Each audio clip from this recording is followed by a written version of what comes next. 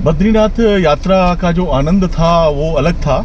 मैंने बताया जैसा कि यात्रा मतलब जो सफ़र का आनंद होता है एक अलग होता है, और आध्यात्मिक सफ़र का एक आनंद ही अलग होता है, क्योंकि तब फिर कुछ खुराफात नहीं होती है मन में, बड़ा सात्विक मन होता है और एक अच्छे मन से हम यात्रा कर रहे होते हैं। अब नॉर्मली कहा जाता है कि पहले केदारनाथ भगवान के दर्शन करने चाहिए और उसके बाद में लौट के आना चाहिए, बद्रीनाथ धाम आना चाहिए। लेकिन कुछ हुआ ऐसा कि इस बार की जो यात्रा रही उसमें पहले बद्रीनाथ धाम जाना पड़ा। और चूंकि पहले प्लान तो यही किया था कि केदारनाथ ही जाएंगे, और प्लानिंग ये थी कि पैदल या फिर खच्चर से होके जाएंगे, लेकिन फिर कुछ ऐसी एक जान पहचान निकल आई। हालांकि हेलीकॉप्टर टिकट्स जो है ऑनलाइन अवेलेबल नहीं थे, लेकिन फिर भी अवेलेबल हो गए 3 टिकट। तो हम लोगों ने प्लान किया फाटा से फिर कि हम हेलीकॉप्टर से चले जाएंगे। तो फिर हम सीधे बद्रीनाथ निकल गए। बद्रीनाथ की यात्रा के बारे में बताया ही हमने। बद्रीनाथ से जो दूरी है, जो सोनप्रयाग तक की दूरी है, जो कि लास्ट जहां तक गाड़ियां जाती हैं, कार या फिर बसेस जहां तक पहुंच सकती हैं, वो सोनप्रयाग जगह है। तो बद्रीनाथ से भी आप सोनप्रयाग आएंगे, अगर टैक्सी से आए या बस से आए, जैसे भी आए। और जब हरिद्वार से जाएंगे तो भी सोनप्रयाग ही आना पड़ेगा आपको। वहीं पे सोनप्रयाग से पहले सीतापुर पड़ता है। ये नियर बाई जगह है, फाटा और सीतापुर, इनमें सब में करीब 18, जैसे फाटा से सोनप्रयाग की दूरी 18-19 किलोमीटर है, और सीतापुर और सोनप्रयाग की दूरी करीब 2 किलोमीटर है। अब यहाँ से सोनप्रयाग या सीतापुर से फिर आपको टैक्सी, वहाँ पे जो शेयरिंग टैक्सी से ही जाना पड़ता है, वहाँ गौरीकुंड तक जाना पड़ता है। गौरीकुंड से फिर चढ़ाई शुरू हो जाती है, जहाँ पे आपको ट्रैक करना है, पैदल जाना है। अब रही बात कि जो बद्रीनाथ से हम लोग चले करीब, तो पहले रुद्रप्रयाग आता है। जब यहाँ से भी जाएंगे, हरिद्वार से जाएंगे, तो भी आपका रुद्रप्रयाग आएगा, और रुद्रप्रयाग से ही रास्ता सीधे एक रास्ता बद्रीनाथ चला जाता है, दूसरा अपना केदारनाथ सोनप्रयाग के लिए चला जाता है। अब बद्रीनाथ से भी जब हम लोगों को केदारनाथ जाना था तो सोनप्रयाग आए, और फिर सोनप्रयाग से फिर सोनप्रयाग नहीं, रुद्रप्रयाग आए। रुद्रप्रयाग से हम लोग आगे बढ़े। तो रुद्रप्रयाग तक की दूरी जो बद्रीनाथ से थी 150 किलोमीटर थी, और रुद्रप्रयाग की दूरी जो बद्रीनाथ से रुद्रप्रयाग की दूरी 150 किलोमीटर थी। और बद्रीनाथ से फाटा, चूंकि फाटा से हम लोगों का हेलीकॉप्टर था, तो हम लोगों को फाटा तक आना था। फाटा तक की दूरी करीब 205-6 किलोमीटर है वहाँ से, और बद्रीनाथ से और फाटा से हरिद्वार की दूरी भी करीब 211 किलोमीटर है। बद्रीनाथ से सोनप्रयाग भी 220 किलोमीटर है, और हरिद्वार से भी सोनप्रयाग 220-25 किलोमीटर आते हैं। अब रही बात कि रुद्रप्रयाग तक का रास्ता वही है सेम।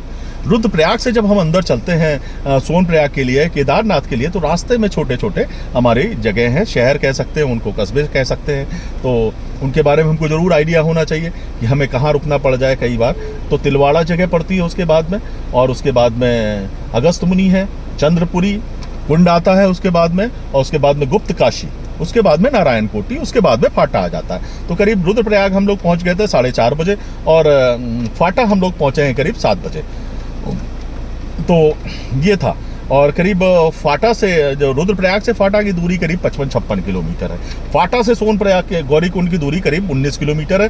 सोनप्रयाग की दूरी करीब 14 किलोमीटर है। इस तरह से ये बीच बीच में छोटे छोटी जगह हैं, जहाँ पे जो लोग बस से जाते हैं या शेयरिंग टैक्सी से जाते हैं, उनके लिए जानना जरूरी है कि भाई हमें रुकना कहाँ है। रुकने की मेनली कोशिश ये रहनी चाहिए रामपुर, सीतापुर या फिर सोनप्रयाग में ही रुके, क्योंकि यहाँ से गौरीकुंड की दूरी मात्र 6-7 किलोमीटर है जो शेयरिंग टैक्सी से जाते हैं। अगर हम बात करेंगे रामपुर से करीब 8-9 किलोमीटर होगी, सीतापुर से करीब 7 किलोमीटर है, 9 किलोमीटर है, रामपुर से हो सकता है 11 किलोमीटर है, और सोनप्रयाग से दूरी 7 किलोमीटर है, जो टैक्सी वहाँ पे छोड़ देती। गौरीकुंड से हमारी चढ़ाई शुरू हो जाती। अब ये तो रही उन लोगों के लिए बात।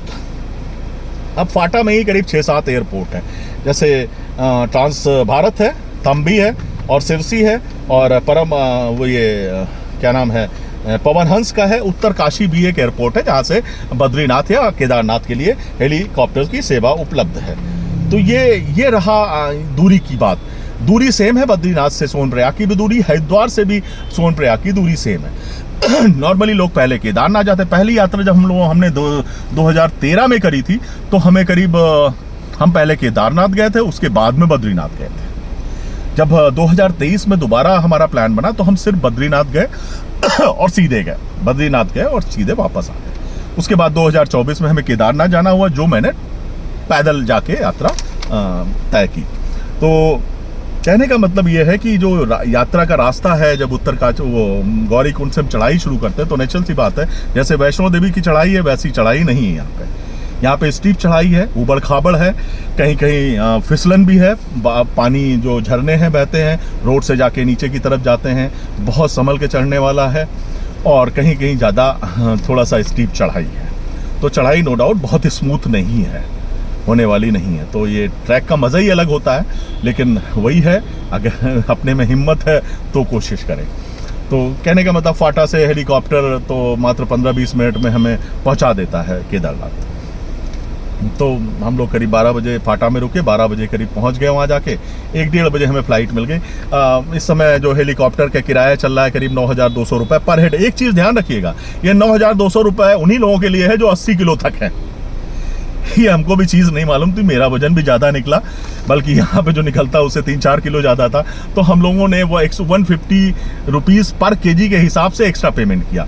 और हेलीकॉप्टर में जब आप सामान ले जाते हो तो वो भी 2-2.5 किलो से ज़्यादा नहीं होना चाहिए। आपके साथ में जो भी सामान है, जो भी बैग है, वो 2-2.5 किलो से ज़्यादा नहीं होना चाहिए। जो भी एक्सेस वेट होगा उसका वो चार्ज करेंगे 150 रुपये पर केजी के हिसाब से, वो देना पड़ेगा। इस समय जो किराया चल रहा है वो 9,000 के आसपास है। तो हम लोग पहुंच गए केदारनाथ, करीब 3:30-4 बजे पहुंच गए। रूम में फ्रेश होके फिर हम लोग दर्शन करने आ गए।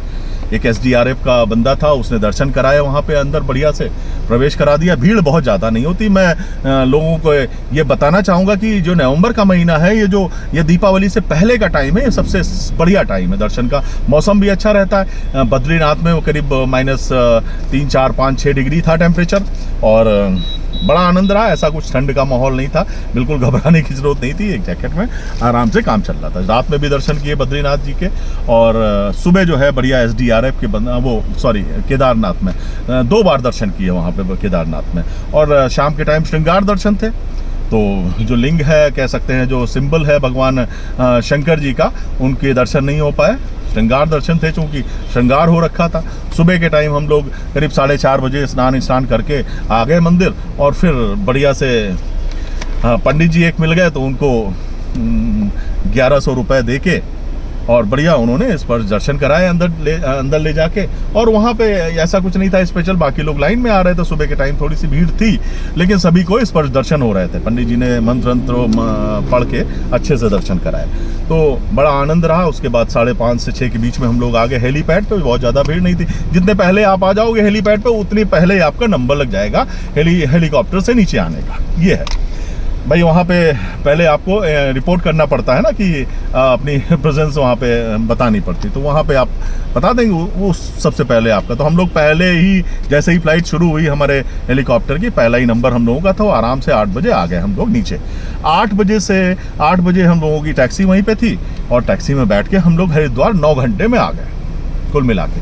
मतलब कहने का ये था, वहाँ से 11:30 बजे चले और करीब 7 बजे पहुँचे। तो 11 और 7, 8 साढ़े 8 घंटे में उधर से आ गए बद्रीनाथ से नीचे, और बद्रीनाथ से आ गए फाटा हम लोग 8 साढ़े 8 घंटे में, और हरिद्वार फिर इधर फाटा से हरिद्वार भी हम लोग आराम से 9 घंटे में आ गए। रात में दून एक्सप्रेस थी, उससे वापसी। एक रिक्वेस्ट और करूंगा, जैसे कि बद्रीनाथ की यात्रा के दौरान भी की थी, कि भाई जो भी साथ लो किसी का, वो ऐसा होना चाहिए थोड़ा मतलब सात्विक हो, और ईश्वर में विश्वास करने वाला हो।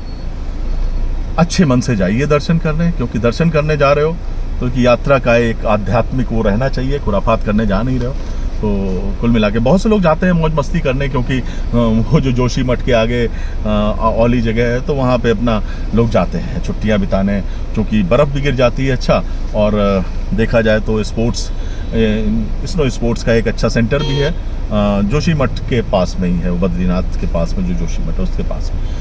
तो ये था थोड़ा बहुत केदारनाथ यात्रा के द्वारा।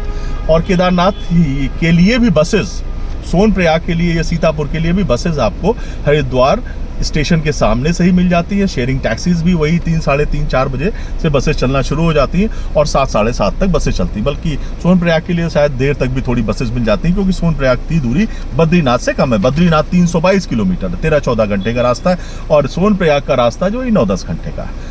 तो ये था थोड़ा बहुत केदारनाथ यात्रा के बारे में।